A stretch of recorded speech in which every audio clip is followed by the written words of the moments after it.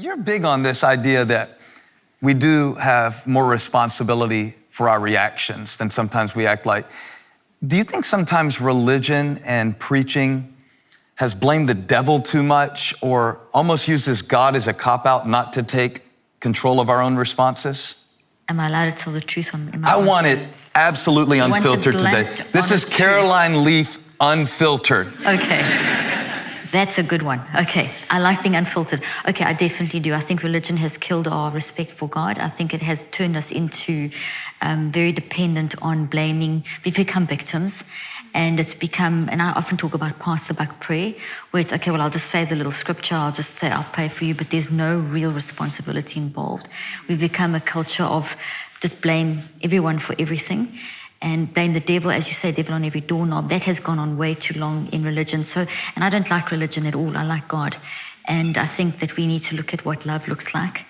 And yes, I think we've caused a huge problem in the way that we've done church for many years now and done religion and stuff. So we've got to, and I say done for a reason, because it's a relationship, it's a way of being, it's being human. We've almost forgot our humanity. And what really worries me is the disconnect between the beautiful story of the scriptures and the beautiful way that we've been created, and the disconnect between the two. Because it's like so illogical that we would voluntarily damage our brain, but that's what we do every time we choose wrong. It's so crazy that we would be judgmental or harsh or unkind or anything in the toxic zone when we realize that it's completely out of alignment with our natural nature. It's causing brain damage, it's damaging the world around us. And I think that's where the church has failed to make us be aware of that, to be aware of our responsibility. It's just so easy to say, oh, I'm being attacked by the devil and it's because I'm doing the right thing. This is a big excuse to actually carry on behaving in a bad way, because it's not justification for, well, if I'm being attacked, it means I'm doing the right thing. You know, that teaching has been quite dominant, and that's dangerous because we can't use that as an excuse. If something, we can't also say, well, I'm now rich and wealthy and so now I'm doing the right thing and God's on my side. You know, that doesn't, it's all illogical. We have to look at the human side. What did Jesus model? What does love look like? What does kindness really look like? That's for me what we should be focusing on and not blaming. You can't see it, but you got me on the edge of my seat right now because I didn't plan to go here this early, but since you went there, I'm big on this idea that there are certain buttons that we hit sometimes when we're preaching and teaching, and you don't come from a background of a theological school. You're coming at this from a completely different perspective, and so there are phrases that preachers say like breakthrough or destroying strongholds, and we sing about these things and we talk about these things, but they don't even get us out the parking lot before we're right back into the same patterns, before we're right back into the same predictable behaviors. We're doing the same things Tuesday afternoon after the sermon on Sunday that we were doing before we heard the sermon that sounded so nice. So I wonder, what are the cliches that you hear that get on your nerves when you hear Christians just saying these phrases, or maybe even you've said some yourself that we really don't even understand what we're talking about, but it just sounds nice. Do you have some phrases like that? I love what you've just said, and you've really now hit also that. This is just fantastic. You triggered me in the right way. Okay, so the Christianese, I deliberately don't talk Christianese. I will use scripture in a teaching sense, and if you notice when I use a scripture, I always link it back to the science, because I'm trying to make people think.